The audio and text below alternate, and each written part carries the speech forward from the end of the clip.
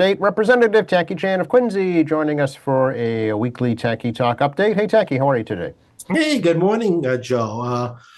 An unusual day. We're doing Wednesday today, a little bit odd. Yeah, well, we got to keep you on your toes. You don't want to fall into a routine. Well, again, it's hard to try to find a T and a W to go well together.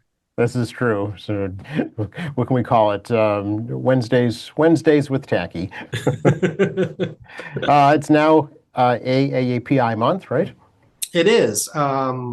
We've started our social media as well as the House Asian Caucus to challenge our legislative friends to find places they enjoy and post and report or promote businesses they like. And again, since we are in Quincy, I do encourage everybody to try to use a local retailer, service, or restaurant that you enjoy, and maybe post about it online and hashtag it to the House Asian Caucus. I think when the Mass Asian Caucus, MA House Asian Caucus, I think is what we use on the hashtag. And yeah, that's kind of what we promote for the fifth straight year.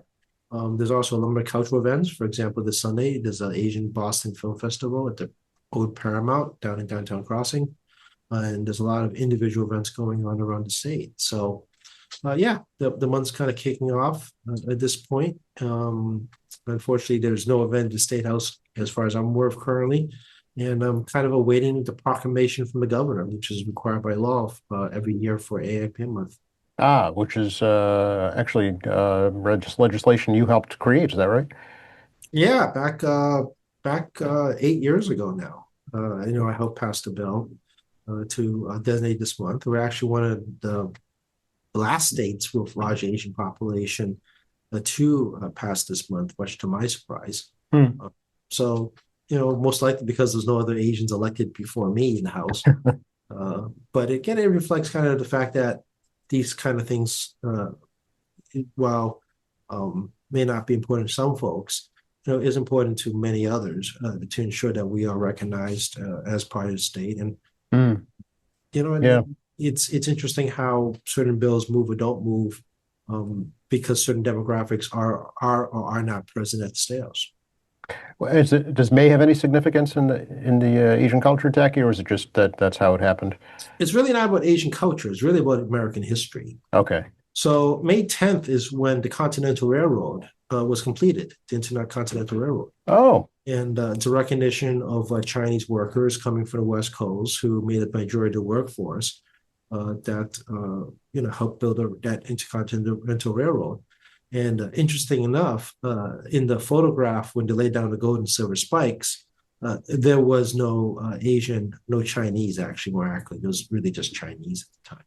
hmm. Chinese migrant faces whatsoever in the picture. And when they did the 100th anniversary of the laying the final spikes, they had a specific picture of just descendants of Chinese migrants Oh, who interesting. put that railroad together. Yeah.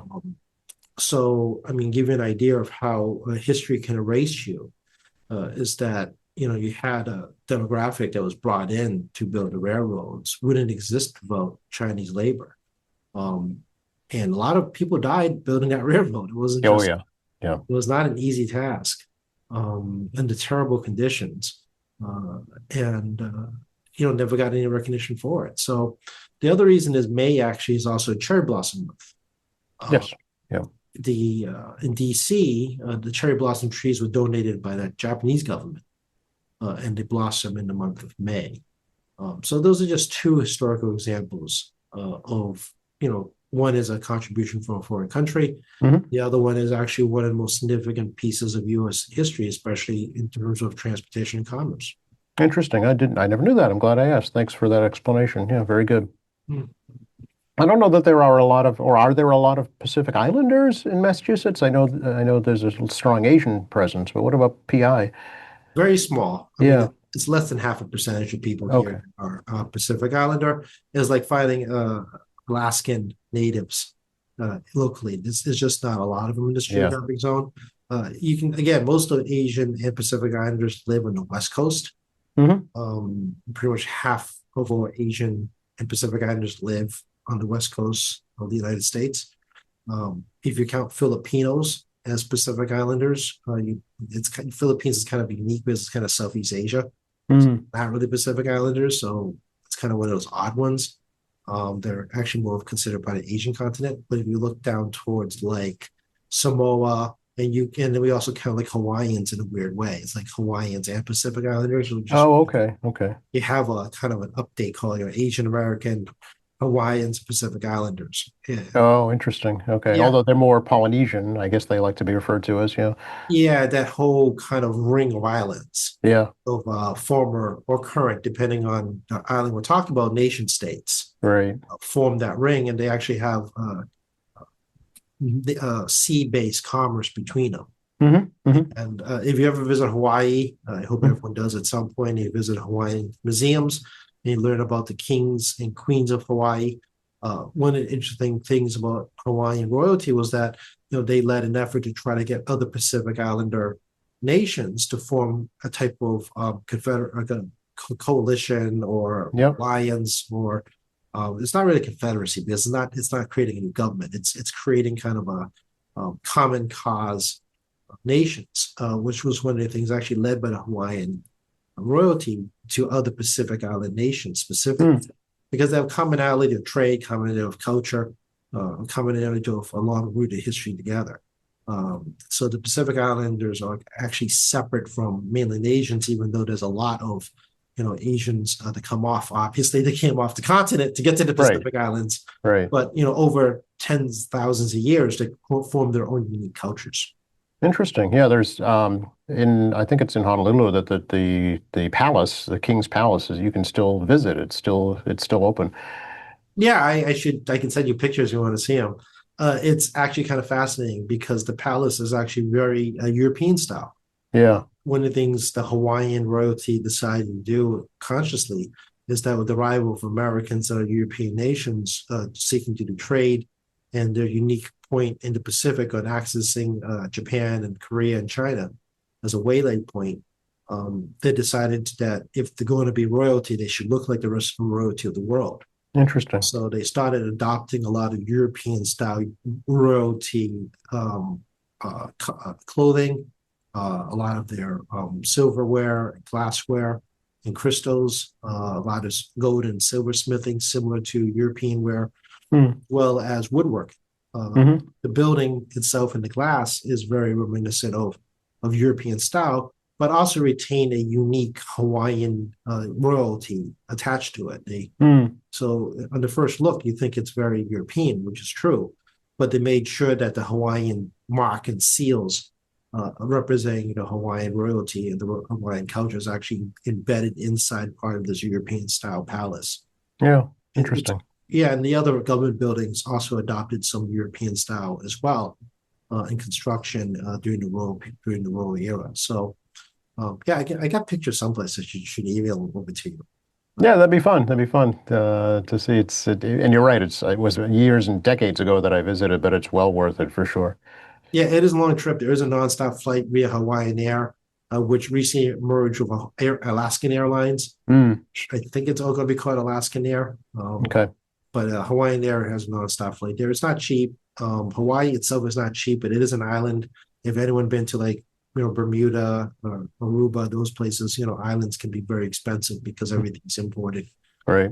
But it's actually the only U.S. state that's actually minority majority. Oh, interesting. Yeah. Yeah, it's the only state, it's a minority majority state. It is a young state. You guys know it's the 50th state to join the nation. That's right. And its state house was built in like 1969, which is like a Yep. youngin state house compared to Massachusetts state. Oh, gosh, yes. Yeah, which is one of the oldest.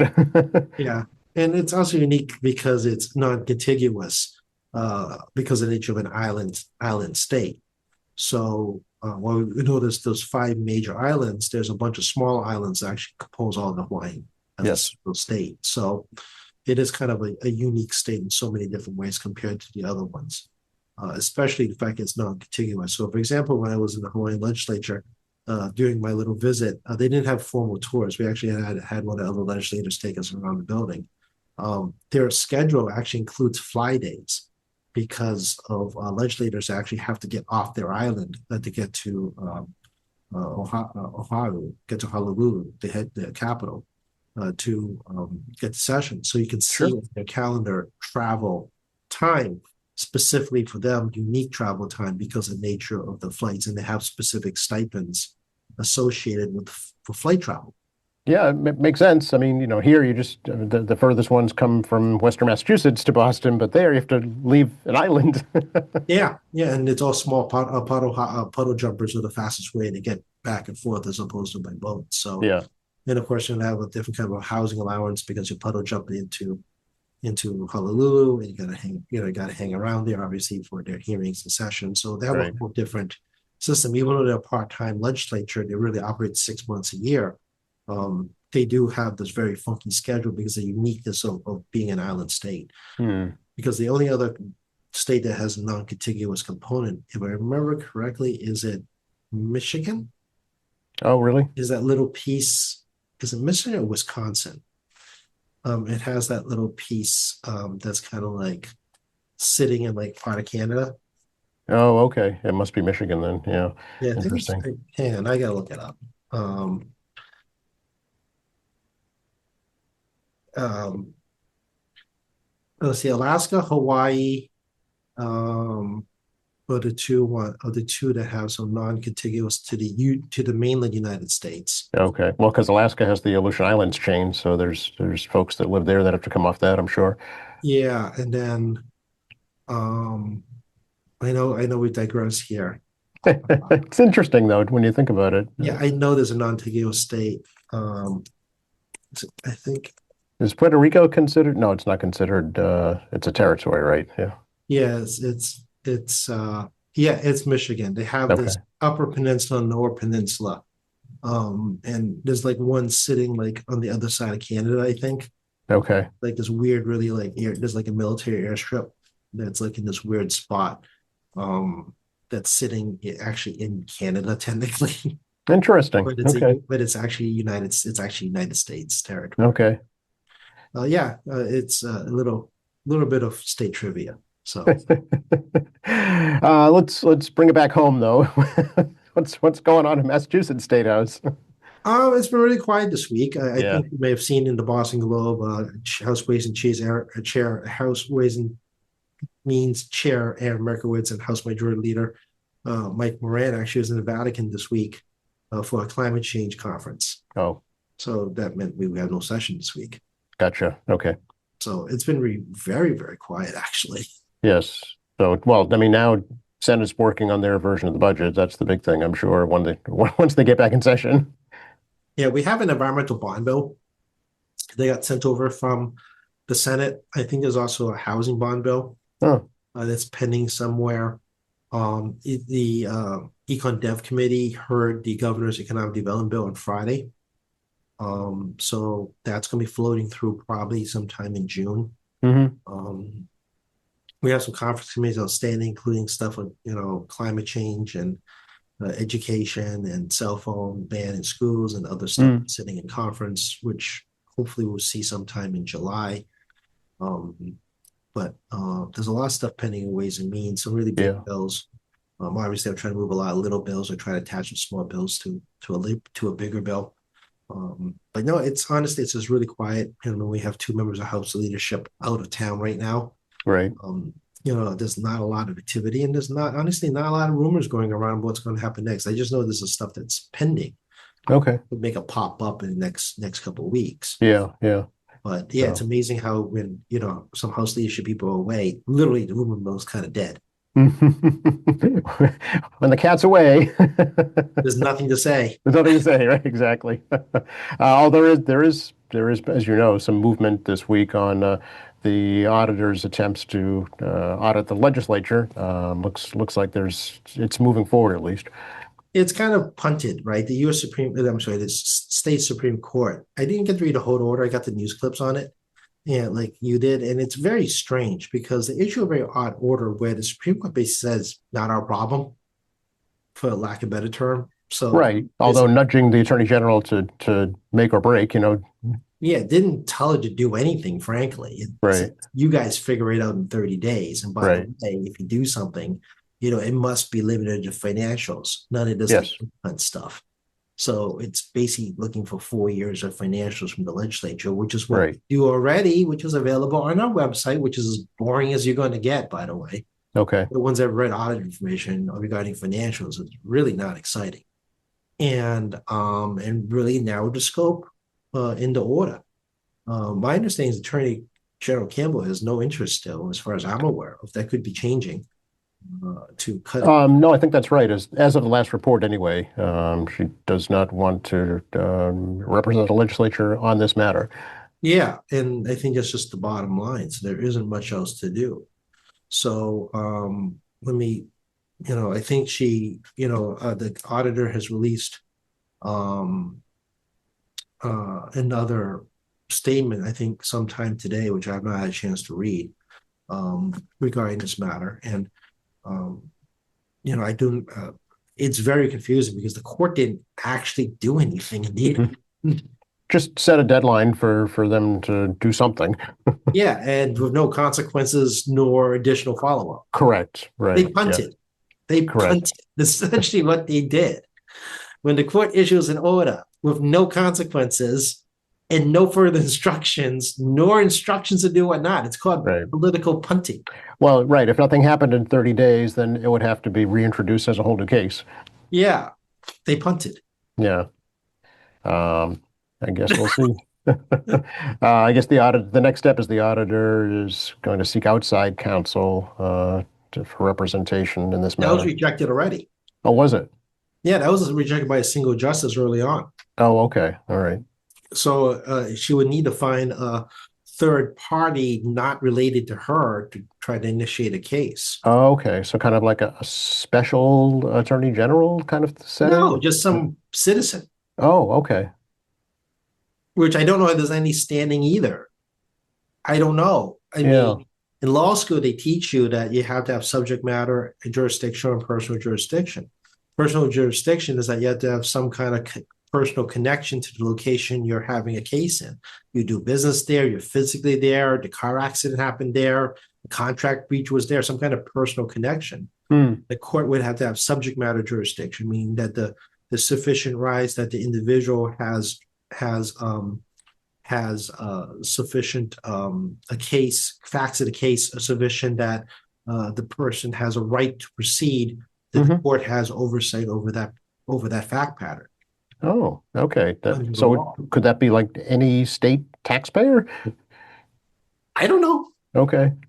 Your guess is as good as mine. This is uncharted territory in the history of the country, which is 400 history of Massachusetts, which is going to be closing in 400 years. It's like 394 years of history Hmm. with various forms and courts and government formations. None of us can find a recall where one government entity at the state level sues another government entity at the state level that isn't allowable by law. Okay. Well, this will be interesting to see how it plays out then.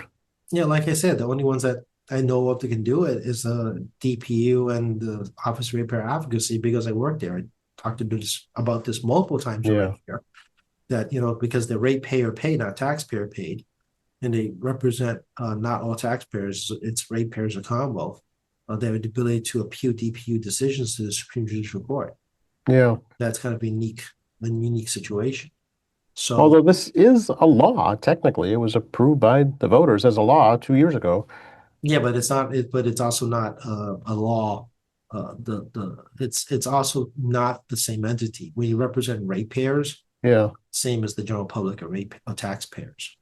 It's a Well, narrow. right. It's a You narrow can be a scope. ratepayer and not a taxpayer, or vice versa. Yeah. That's correct. Yeah. So I mean, you could be a taxpayer and also can't vote. True. Yep. So there's this real kind of like very specific narrow thing, and also is a very narrow situation regarding DPU rate cases. Hmm. Hmm. So if you disagree with the DPU, you can appeal to the Supreme Judicial Court regarding a rate making process. Hmm. Hmm. It has nothing to do with the legislature. It's executive branch suing executive branch. Okay. And Okay. even then, it's a very narrow scope, reflective administrative law associated specifically on rate making. This is executive branch suing legislative branch. Right. And I've never seen, no one recall any time executive branch suing the legislative branch. Well, you have now, Tacky. Well, again, as soon as you think you've seen it all in politics, something else appears. See, you thought you'd seen it all. Yeah, and again, as I said, the legislature has the ability, has the independent audits available online. You can read them. There's not much to them. They're wicked boring. Uh, we give the auditor under the House rules the ability to choose our independent auditor. We'll pay for it. You pick it, and it's again financial audit. So we gave her that option. She rejected that opportunity to pick our auditor for us, which you probably have to do an RFP like we do for an independent auditor. Right. And uh, she has basically rebuffed the Senate Special Commission of reviewing the audit issue. Like, well, let's not use words, but let's just say that the discourse was not civil. We'll just leave it at that. Okay. So, I mean, opportunities for legislation to communicate, was rebuffed by her. And opportunities created for her to do a financial audit have also been rebuffed, by creating an independent mechanism for her to participate, while not actually doing it herself. Yeah. So is the legislature audited independently every year? The financial audit's done into every year by an RFP of a third It party. is. Okay. I'm sorry, outside the legislature. We don't audit ourselves. We hire Right. someone. That's what I was asking. Yeah. Okay. And they use the standard U.S., the federal government's government standard on auditing government entities. That's a standard everybody uses, including the including the auditor. Auditor uses the same U.S. Government auditing standards for government agencies. There is a Yep. standard set by the feds. Okay. Okay. Interesting. Okay. Hmm. Yeah, it's on the legislature website. I believe it's part of the clerk section of the website. It's inside the clerk tab, and then you can see the Senate audit and the House audit. And then we put up audits from FY17 to FY23. Okay. I think she's looking for 21 through 24. Yeah, well, 24 audit is not available online yet. That's probably Okay. pending. So, and we also stated pursuant to House Rule 85A, the House has asked the state auditor to recommend independent private firm. Okay. And make it clear that the request has been made to her as an opportunity, and she said no, she declined. Okay. Well, see where it goes from here, I guess. Opportunity was given, opportunity was rejected. Period. I mean, it's her decision. I mean, people have been taking every so often. People ask me this question on the street, and this is the answer. You can look online. Not exciting. It's financial audits, and we gave her a chance to do kind of a non-partisan, non-political audit, and she said no. All right. Stay tuned, I guess, and see what comes next. Well, we'll see. It's going to be.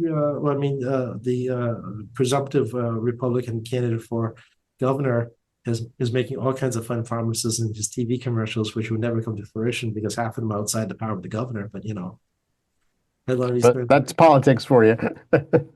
he's like, we're going to audit the budget. I'm like, yes, you do. It's called the state auditor, and you have the state auditor, the inspector general, and then agencies have their own independent auditors inside state agencies. Yeah. So if you do independent audits, what's the state auditor do? State auditor is whatever the legislature says she does. It's actually Okay. law, her powers. If you look in the Constitution, the office exists but doesn't give a job description. Oh, Job description set by the state law. I see. So she's required to audit approximately 1/3 of the state government at a time. And she has special powers to also audit the counties. Oh, really? She can audit a municipality by request of the municipality can request by a vote of its legislative and approved by its executive branch, or in the case of Board of Selectmen, just the Board of Selectmen can actually ask her to come down to audit a municipality. It has to be a specific request. You can't just roll around. It's like it's like, we want you to look at this one thing, and she can also say no. She's not required to do municipal. I see. Okay. So you can make a request, and she also can just say, "No, I'm not interested." It's at her discretion. So Interesting. that's basically sums it up. She's responsible, by state law, I believe, auditing these 1/3 of state government, and that includes some of the counties. So someone may remember that under Sue Bump, she audited things like DCF, got a lot of news reporting. She also audited, both, the sheriff's office and the DA's offices as a part of a regular auditing process. But also individual state agencies has their own auditing systems as well. Hmm. So you have an inspector general on top of that. Interesting. Okay.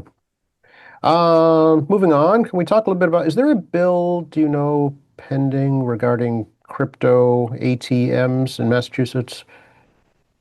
No, No. Okay. we had like a weird crypto ATM thing going at one time at South Station, if you may recall. Yeah. It had some like very strange thing, which I don't know if it's still there. Congress does have more crypto bills trying to move around for Yes. as people may or not know, cryptocurrency is a variable rate.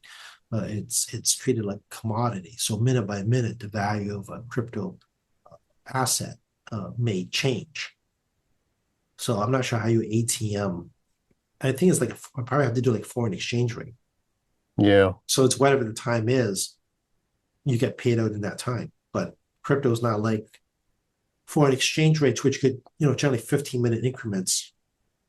They rotate. The only reason I notice is because I have an ATM card that lets me take money out of machines in other countries, ATMs in other countries. Hmm. And they have to, in their disclosure, they have to state how they calculate what the foreign exchange rate is at the time you take it. Yeah. So certain ATM machines or certain banks will do it at the end of the day. So whatever the day ended at, Yep. final exchange rate for the next day. Other ones would do it like Visa does, do it in 15-minute increments, whatever the moving numbers at every 15 minutes. So it varies. Hmm. It varies on different banks and how to do foreign exchange rates when you try to get cash. Same thing with credit cards. When you use a credit card overseas and there's a foreign exchange rate, the calculation, if you look at your bill, may show different numbers or slight, probably not big number changes, but during the course of a day, depending on what you charge. I'm not sure how you do that with crypto, largely because Yeah. the crypto price can change minute by minute. Yeah, but I mean, there are cryptocurrency ATMs where you can, put real money in and get crypto out, or Yeah, I remember seeing a news story many years ago of something at South Station. I don't know yes, if it's still there. I don't either. Yeah. I remember that. But that's when a Bitcoin was closer to like $100, Hmm. 67, 80, big number dollars it is today. So I'm Right. pretty confident they're not going to let you in an ATM machine take out $65,000. Oh no, right, exactly. No, you can buy the crypto, but you can't get the cash. Yeah. Yeah, so I mean, it'll be if you go to cash or crypto, it have be fractional, and I don't understand how that works. It's a little Yeah. my understanding on that type of asset because Yeah. I just know it's used a lot in fraud cases, unfortunately. but yeah, it's a very much of a dark web fraud, trafficking, laundering type thing because it's Right. almost impossible to trace, and it's it has all these different mechanisms of transfer, and a lot of actually now I see those fraud cases here when people try to scam you. Hmm. Cryptocurrency is one of the things they ask for. That's right, because it's untraceable virtually. Yeah. Yeah, once it goes in the system and they cash out the crypto, you have no idea where or when once the Yeah. cash is cashed out, and then the money launder it through several different types of accounts to make it more difficult for law enforcement to trace even once after if they can manage to find the crypto Right. somehow. And even with that tracing mechanism, which again now slips my mind. Yeah, I don't know either. But I mean, once you cash it into electronic bank account, you start moving it through multiple bank accounts and money laundering. It gets harder and harder for law enforcement to chase it down. Right. So you're out that money. Yeah.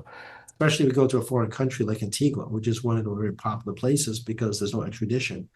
And a lot of legal casinos, for example, on online gaming casinos come out of Antigua. Hmm.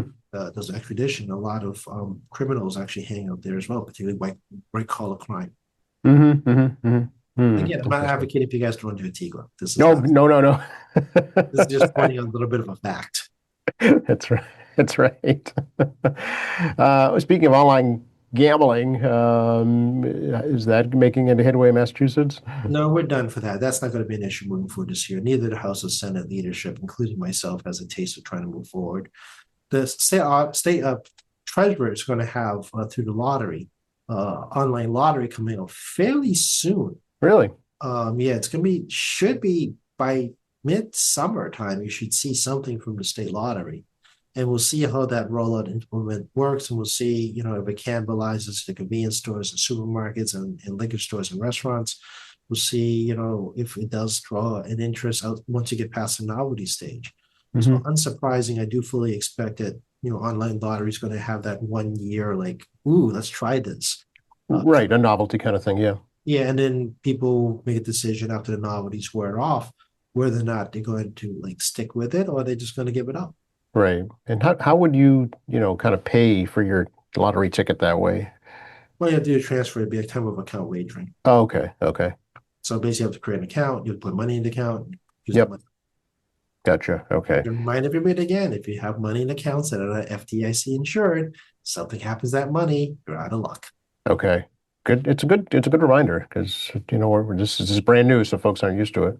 Yeah, so yeah, again, remind folks, anybody who participates on any kind of online gambling, doesn't matter what that online gambling is, make sure you take that money out and put it back in your bank account because if a hacker gets at it, or the gaming online gaming goes bankrupt or what have Hmm. you, you're out of luck.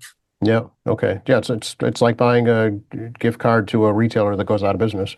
That's right. Yeah. So, well, I'm not going to tell you to do or not do online gambling. I'm just advising you should make sure you don't have a lot of cash there and make sure all your money is in a bank account that's FDIC insured.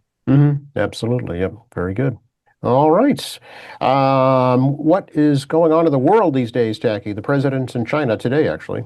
Yeah, it's a 2 day trip to China that was postponed from March. There's discussions about whether or not President Xi is going to come to Washington in perhaps November. Um, as I said before, the Chinese are very scripted. They do not like surprises. They don't like cutting deals on the fly. Uh, they've had foreign affairs of both sides discussing for the past week about these discussions. Obviously, pomp and circumstance is a big part of these kind of visits, especially a U.S. president visiting China. Um, and of course, I mean, the news has correctly pointed out. I mean, the topics are very specific in a very short period of time conversation, right? They talk about Mm, trade. They want, China to buy more agricultural goods. China has diversified their agricultural good purchases to other parts of the world in response to U.S. tariffs and this trade war. So, they did the smart thing. They went looking for other places to buy and trade with. The U.S. trade deficit with China is substantial, but also Chinese exports to the U.S. has smaller than it's been in a decade.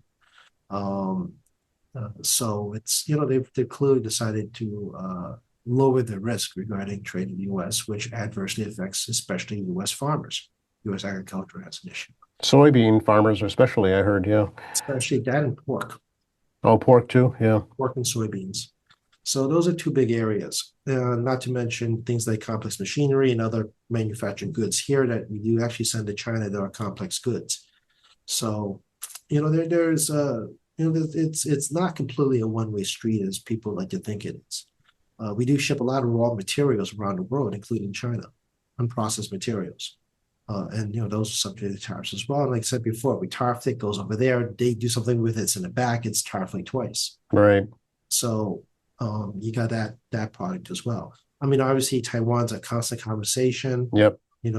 Strategic ambiguity of the U.S. position is what Chinese want.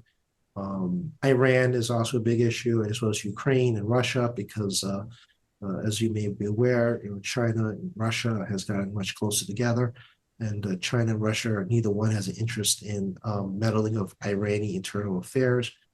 And they're a major purchase of Iranian oil. 90% of Iran's profit comes from China in terms of purchasing oil. And China has, stopped exporting any kind of fossil fuels from the country. And like I said, they're conserving jet fuel. Flights are changing all the time in that country as well. And, fuel prices are astronomically rising in the Pacific. That makes here look like a joke in terms of how much they're paying. I mean, they're going well past 10, 11, $12 a gallon Oh my goodness. Wow. in those Southeast Asian and Pacific countries. that that war recreated, so to speak. So, you know what what they do in foreign affairs and whether they're going to get involved. There's also the North Korea problem because they've got a nuke running around trying to create intercontinental ballistics, the North Koreans, which is inside the Chinese sphere of influence. So there's a lot of conversation of like, what will Chinese participate or not participate more on a global stage regarding this stuff. And, develop yet another, as we talked about last week, another little mini island off of Vietnam to try and take more control of the South China Sea. 80% of world commerce comes through that one location, the South China Sea. Is that right? Yeah, 80% of world commerce. So if the Chinese control the Strait of Taiwan by taking over Taiwan, they would control 80% of all commerce. Wow. So it gives you an idea that as much as we like to think we're an isolated economy, we're really not an isolated economy. Mm, We're part of a global economy, as the Iran war has proven. So we'll see what happens. I don't expect a whole lot to come out of this in terms of like big deals. Don't be surprised if there's another commitment to buy more agricultural goods from Chinese who could buy more agricultural goods. I would not be surprised. But I would also expect some ambiguity to make a lot of ambiguous statements regarding China's participation in other countries' domestic issues. hmm Historically, they don't get very involved um, in other people's countries, China, in a direct manner, indirectly through the Belt and Road Initiative or through other economic means. And they like to use economic um, uh, stress or economic negotiation with other smaller countries to try to get their way. But you don't see often military interaction with other countries. And even countries that are unstable like Myanmar, which is very unstable still next to China. The Chinese have not done a lot to try to stabilize that country right next door to them. So they prefer doing economic pressure on countries to get what they want. Right. And like I said, they've created very close ties to the Russians, and they have very close ties to the Iranians. So Yeah. I'm not sure how it's going to play out in terms of what kind of deals, other than maybe some agricultural, maybe some trade. But very clearly, the Chinese are okay with these tariffs. They've definitely adapted to the U.S. tariffs. It doesn't seem to be phasing them whatsoever. Mm, yeah.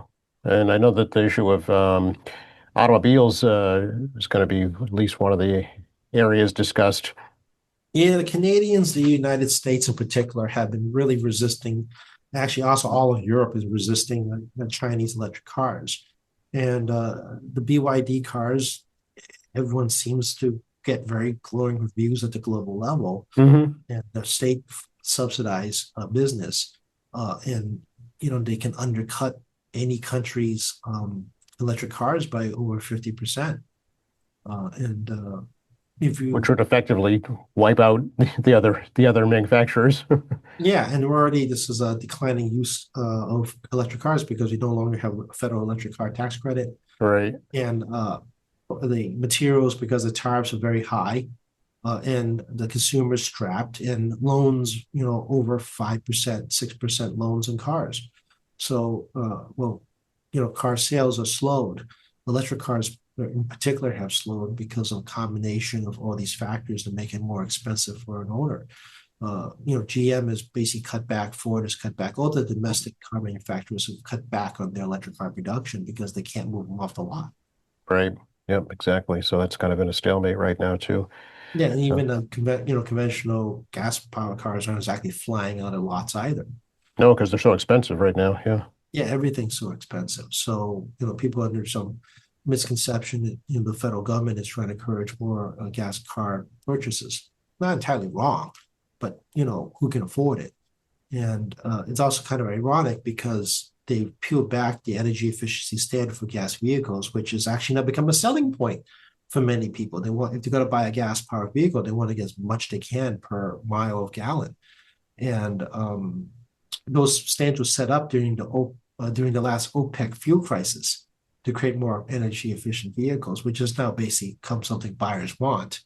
And the Trump administration has peeled that stuff back during a time period where they created a global gas shortage. Yep. So you would It's you kind would of use ironic. you would use more gas.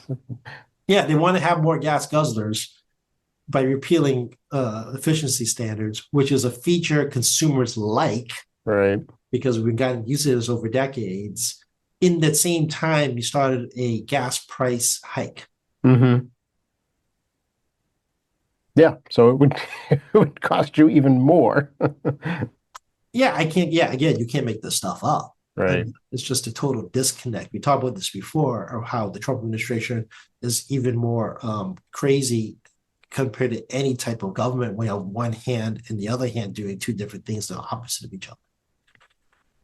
And you guys all know, I mean, I'm not going to hide this. I mean, you guys all know that this does happen in government. It also happens in big corporations. One hand doesn't know what the other hand's doing, and they can be doing two different opposite things. Hmm. But this administration in particular, once we really kind of parse out all these details and what's current events, they really have like one hand going one way and the other hand going the other way. That really have no idea what they're doing. No conversation. They're floating an idea of suspending the federal gas tax, I heard. Yeah, I saw this morning. It's getting a very lukewarm reception from everyone. The rough estimate is $21 billion over 6 months of lost gas tax revenue that goes to the highway, whatever transportation fund they have in DC.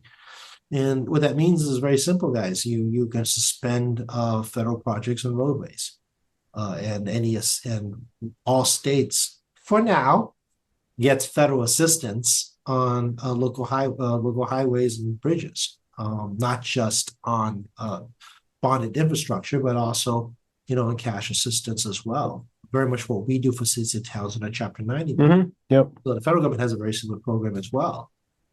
That's actually part of all state government budgets, and actually sort of Native Americans and U.S. territories.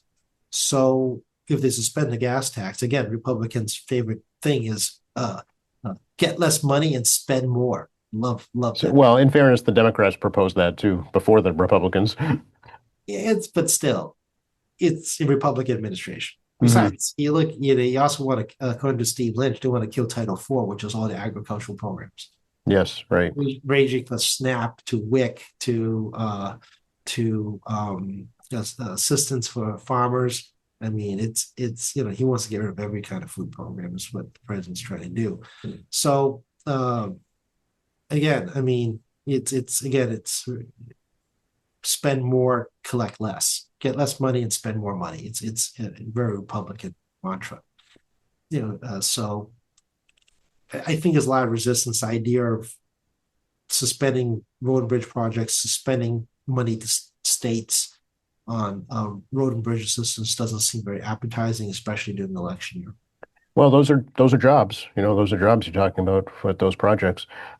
Well, yeah, and if we're not getting, as we talked about many times here, the federal government keeps pulling back. The state governments have to make a decision if we can or cannot fill those holes. Right. There seems to be no appetite for suspending the state gas tax right now. No, that goes into the state funds that back our bonds. Right. And again, Wall Street's going to see that you don't have to pay your bonds. Big surprise, guys. Bankers don't like it. You can't pay your loans. Wow. Yeah, you get unfavorable rates if you do get a loan at all. Yeah, hedge funds, bankers, you and I, could buy bonds, at the state level, and if we can't pay them, we can't demonstrate we have collateral to pay them. Yeah, higher rates. Right. This ain't complicated. I don't know why this is such a difficult thing to understand. It's very simple. You can't pay, you get a bad rate. Yeah, the higher risk you are, the worse rate you get. Exactly. Yeah. And the government historically doesn't have great bond ratings, largely because tax revenue is very erratic. Hmm. Hmm. So, other than the federal government, they can print money. Everyone else, because the nature of taxes work, is very erratic. So as a result, we're never going to see a AAA bond rating. I mean, we'll even Right. single A bond rating. We'll stay inside the Bs. And some municipalities have very bad bond ratings. Again, because property taxes and inconsistency of revenue, creates a lot of nervousness among bondholders in Wall Street. They're not going to give you super great rates as a result. Right. Although, I mean, the state and municipalities have to have balanced budgets, right? The federal government does not. That is correct. But they look at the balanced budget, which is important. They look at our rainy day fund, which is actually also very, Yes. Right. Yep. they look at it as kind of collateral Hmm. against the bond. And then, but at the same time, they're looking at revenue stream. Oh, okay. Yep. And tax revenue stream is very inconsistent. It's not always going to go up. And even sometimes your projections, if we've lived through, both of us have lived through, projections come in short. Wall Street doesn't like that. Right. Yep. Bondholders don't like that. You know, These are uncertain times we live in. well, it's the cost of doing business going up. The cost of doing business, just like everyone else. I mean, not everything at the state level is electric cars. We do have gas vehicles, trucks, maintenance vehicles, construction. Not Mm. but heavy machinery vehicles. They eat gas, so those costs have gone up. We pay electric bills same as you guys. Those costs have gone up. Hmm. As we've done in my office before, we have the energy efficiency lighting. For those Yes, if we stay still for too long, you go in the dark. Yep, you've seen me do that. For those who actually watch it on YouTube or on QATV, the lights go off in my office.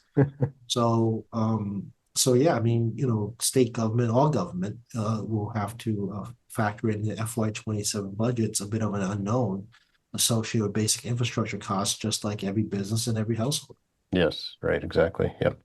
I'm curious, I read an article this morning about a reduction in Canadian tourists, big reduction this year, like 42%. I was curious if you'd seen that manifest itself here. I've not seen that data today. I mean, I Okay. was aware the decline started last year. Yeah. It was very significant. And Massachusetts, number three tourists is Canadians, I believe. It's Makes sense. Chinese, British, and Canadians. Okay. And that's not surprising. No, Have a strong US dollar still against the Canadian dollar, which does not help. You have a very negative federal government against the Canadian people, which does not help. And the Canadians don't like being insulted by the president. Just saying, folks. I mean, I mean, why would you go spend money someplace that spits at you? I right. mean, the president has not helped that situation, which only hurts local businesses. We've talked about this many times of how Hmm. tourism is very important of the Massachusetts economy because you spend your money here and you go home. And that means you're spending sales tax, meals tax. If you're renting a car, local cities and towns get the hotel motel taxes. We don't see the hotel motel taxes state level that goes all cities and towns. So I mean, there's a lot of economic impact on not just taxes but also the local economy. So we have the World Cup, we have tall ships, we have the 250th anniversary at July 4th. We have some big major events coming up in Boston. But local tourism is also just people just coming in to enjoy Boston and see things is going to hurt us. And the 250th anniversary in general should attract Canadians and other foreign tourists to come here, just in general, because the whole country is going to have something going on Sure. to attract folks to visit. So tourism's a number two or three economic driver, depending on the year we're talking about. And It's huge. going That's to hurt. huge. Yeah. Yeah, it's going to definitely hurt. Canada's one of our closer neighbors, and it's our second biggest trading partner. After Hmm. China. After Um, China, yeah. so it's an important part of our economy. So yeah, it's unfortunate. The Canadian Consul General for Boston, had a meet and greet up at the State House a couple of weeks back, and talked heavily about how much money Canada's invested, private businesses have invested in Massachusetts. It's very substantial. And despite the stuff going on in Washington, the Canadians, are still committed to continue to do business in Massachusetts. But there's a lot of question mark of how much they really want to continue to invest until they have some better assurities of what's going on. Sure. Same thing with the Korean government. When I talked to them, I think we mentioned this last week. We did, yes, yeah. Private businesses, not the government money that's part of the tariff deal. The private businesses, want some assurity of stability in the federal government too, before they put down their dollars in this country. So, I think it's not unreasonable, fairly common sense, businesses, like any business here, want some stability, knowing what it looks like before they put money down. Yep. Do you think the current state administration, Tackey, is done enough to kind of reassure folks? Well, I think, yeah, I think that both the Baker administration and the Healy administration have been working really hard to reassure a foreign investment that this is still a good place to make investments. We do have a stable government, and we do make major investments in infrastructure, but also education, workforce education, to try to, make it as friendly as possible for folks to be able to get workers and do things like that. Yeah. Um, but construction is slowing down in general, especially inside the city of Boston, which reasons we can go into a different day. Um, and in foreign investment, somewhat also very heavily tied to new construction. Hmm. So, I think administrations, both the Baker administration and the Heath administration, have been working very hard. Both of them, trying to assure everybody that things are going to be all right. But every time, Washington D.C. makes another comment, that makes it very unfriendly to do business here, they're going to balk. Hmm. We could go on, but we can't because we're all out of time. Yeah, we're out of time. It's still a gloomy Wednesday. Um, Spring will spring eventually. we need some rain. I think some people may be aware we're in a near drought conditions, not quite food drought, but near drought conditions in Some Massachusetts. parts of the state, yeah, the Cape and Islands for sure. Yeah. Yeah, dry weather creates, brush fires. Yes. So we could use a little bit of rain at this point, although it's going to be downpouring on Thursday, and I got to be at the State House tomorrow, plus traveling around different places in the rain. Of course, it figures. It figures the day I have to get out to like multiple locations, Yeah. I'm going to be all wet. But yeah, all wet it is. We are at the State House in room 42. We obviously love visitors, and obviously encourage people to tour the State House. Tackey.chan at mmahouse.gov, Tackey at mmahouse.gov. You can email me and also call our office at 617-722-2370, 617-722-2370. And I have no control over the phone tree, folks. I'm getting complaints, especially a certain friend of ours that we know very well gave me 10 minutes of his opinion on the matter. It is not my suite. You actually have to sit and wait through the prompts on the phone.